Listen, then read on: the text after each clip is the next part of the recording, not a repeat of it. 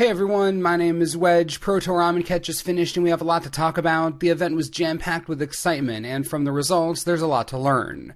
This week, we're going to be throwing a ton of deck techs at you, financial information, state of the game, everything under the sun you can think of, leading up to some pretty sweet content this coming weekend, so be sure to stay tuned to the channel for awesomeness.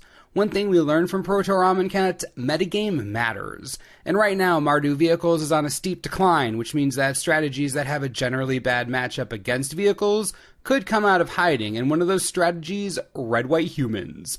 So without further ado, let's get back into it, and if you enjoyed the video, be sure to hit that like button, helps out a lot. Red-White Humans is a deck that players have been flirting with for over a year now. Things got crazy when Collected Company was in Standard and banned humans were all the rage, but the hype died down a bit with rotation. Now, Red-White Humans looks to be on a warpath due to the drastic fall-off in Mardu Vehicle's success, and honestly, it's looking pretty sick. With some new tech and less board clearing removal than ever, human decks are looking to make a resurgence. We'll begin at the bottom of our curve with the ultimate auto-include Thraben Inspector. Not much needs to be said here. Solid 1-drop, comes with card advantage later on, chump blocks like a boss, can get in some early damage. One of the best commons in Standard right now based on pure value. The next 1-drop you'd expect a human's deck to run is Town Gossipmonger, and oh yeah, she's in here. 1 mana for a 1/1 is duh, but for an easy activation of tapping an untapped creature you control, you get a 2/3 that can pump itself up. Sure, it has to attack every turn, but you'd be surprised just how many decks aren't ready for a 2/3 coming in early. Drop this turn 1, flip it turn 2, send the rabble in soon after. It's a great 1-drop. The last 1-drop in the deck, and where things start getting a little off the beaten path, is Bloodlust Inciter. This is a new addition from Amonkhet, and I was skeptical at first, but I see why humans players are including it. This card embodies what we're trying to do here. Humans is a pretty self-aware deck, and including a card like this that basically accelerates your clock for 1 mana, quite strong, especially considering some of the creatures we're running towards the top of our curve, which we'll cover soon enough. But yeah, Bloodlust Inciter, it's worth trying out, it's quite fun and fast. Moving on to 2-drops, Thalia's Lieutenant is another auto-include as the best human card in Standard right now.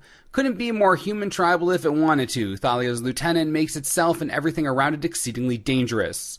You drop it early, the Lieutenant will eventually get huge from that second trigger. You drop it late, Anthem effect for days. If you want a reward for playing a buttload of humans, Thalia's Lieutenant is that reward. Done. Possibly the strongest new human to come out of Amonkhet, Glorybound Initiate, is just plain absurd. Do you know how many decks can stop a 4/4 lifelinker from attacking in on turn 3? That's a trick question, because basically none of them can, at least not effectively. If the Initiate doesn't absorb premium removal from your opponent, it will destroy them. Potentially 8-point life swings every few turns, that's difficult to deal with, especially if you're against another deck that's low to the ground and cares about keeping your life total low. The Initiate is definitely one of the reasons this deck is back in play. Top tier strength right here, easy auto-include. The last 2-drop and one of the advantages to running red is Honored Crop Captain. I've gone back and forth on this card so many times since it was spoiled, but with the clear decrease in Mardu Vehicle's strength, it gets a lot better. We're heading toward a Standard where there will be ground battles, and these battles will be won and lost by the stronger board presence plus, solid removal. Honored Crop Captain is a great way to bolster your offenses. On its own, it's a 3/2 for 2, which is already where you want to be in Standard. Then its trigger gives value throughout the entirety of the game. Drop it early, pumps your 1-drop creatures. Drop it late, still attack anthems your entire team. Solid 2-drop, and more often than not, will take a removal spell to the face that should be meant for your Initiate or Lieutenant, so great card all around. Finally, we live in a world where it makes sense to include Thalia, Heretic, Cathar in a deck with Thalia's Lieutenant. The immersion. Anyways, it's no secret that we're living in a creature-focused Standard right now. With zombies on the rise, it's more important than ever to halt your opponent's growth. Thalia effectively sets them back a turn on the board. She gives you more time to attack, she punishes opponents for playing non-basic lands, and she's a 3/2 with first strike, so it's not like she just sits there. If we're going to be in a Standard meta where we have to race other creature-based strategies, Thalia makes a decent amount of sense. Being an effective turn ahead on board, I'd never say no to that, and you shouldn't either.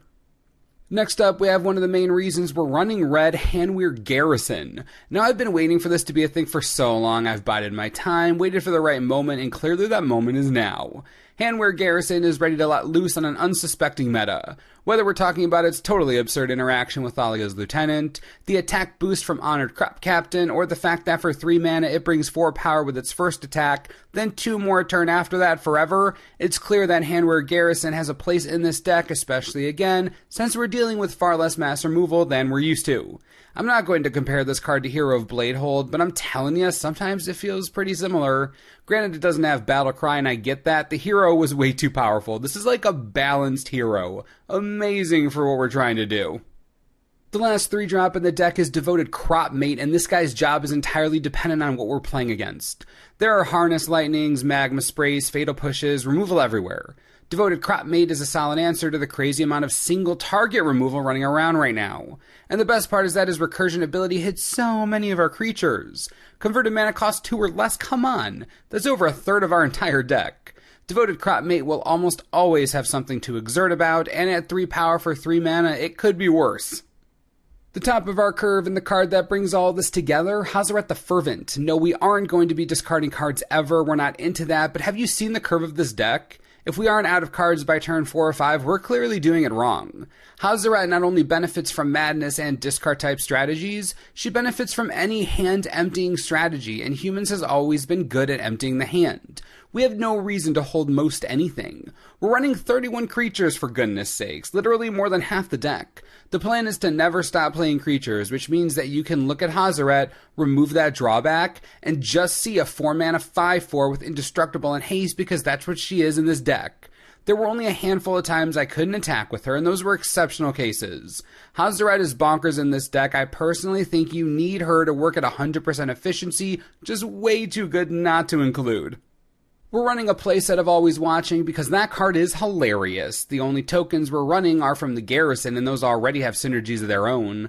Always Watching hits all of our creatures, turns all of them into bigger threats, and most importantly makes our Exert creatures even more dangerous.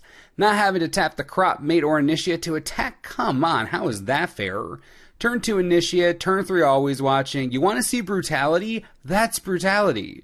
As long as we're running Exert creatures, always run the full playset of this enchantment. The combination between the mechanic and vigilance, way, way, way too good.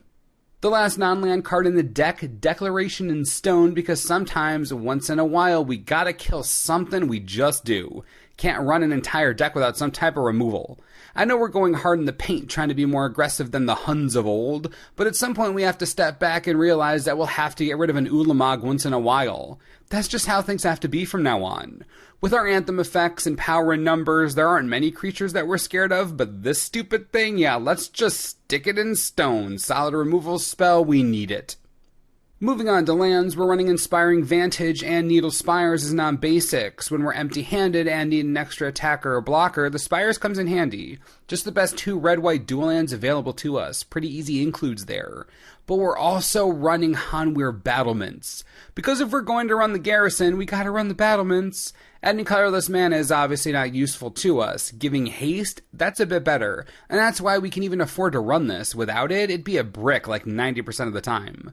Of course, that other 10% of the time, Hanweir the Writhing Township makes an appearance and the game usually ends soon after. A 7/4 with Trample and Haste is pretty difficult to fight against. Add in some plains and mountains and you have our 23 land mana base. It's relatively simple. As you can see, White-Red Humans has somehow found a way to be even more aggressive than it used to be by increasing the creature count to over 30 cards and focusing on an attack now, think never platform. The strategy is poised to make a real splash in the format. We probably wouldn't be making this tech if Vehicles wasn't just utterly embarrassed at the Pro Tour, but we're here to prepare you for what Standard may look like in the coming weeks. So if you see Vehicles die down at your local shop or tournament scene, think about White-Red Humans because the deck is faster than most creature-based strategies. One of its worst matchups just had a terrible Pro Tour, and players are definitely not expecting it. Now let's talk sideboard real quick. There are going to be matchups where we need more removal. Trust me, 2 Declaration in Stone doesn't get it done all the time. For those situations, Cast Out is your friend, super efficient, great god killer, and if you end up not needing it, you can cycle it away. That flexibility is key in an aggressive deck like this. Now, Control is a beast that you don't want to find yourself up against, but if you do, the suggestions I have for you are not cheap. Getting an ally of Zendikar and Selfless Spirit. I know, expensive, but there's no way around it. These two cards are amazing against control strategies. They do a lot of work keeping you in the game, giving you the insurance you need to keep attacking, and continuously provide pressure. You just need them. Lastly, if you do find yourself against another super low to the ground strategy, you're running red, so take advantage. I'm talking magma spray up the wazoo, sideboard a lot of them, 2 to 3 at least. Fight fire with fire, literally. So what do you think about red-white humans? If you're looking for an incredibly aggressive strategy that just may surprise your local store while being in a good place meta-wise, this could be the deck for you. It really does have everything. If you have any questions, comments, concerns, be sure to leave them below and we'll talk about it. Also, be sure to stay tuned to the channel for so much content your nose will bleed. Well, maybe not, but you get what I mean. Alright, as always, thanks for watching and we'll see you next time. This video is brought to you in part by TCGplayer.com. I'm going to be real with you. Based on my playtesting, I don't think Hazoret should be under $10, but she is. She's $8 right now. Personally, I think that's a steal. Way too powerful, overlooked right now. If you want to build this deck, or really any red deck that likes to go crazy, you want to get yourself a Hazoret. Best price around. Along similar lines, Glorybound Initiate is a disturbingly low $1.50. Seriously, $1.50. If you want to build humans, this is your chance. Click the links if you want to get these cards on the cheap. Helps the channel out. We all win. Enjoy.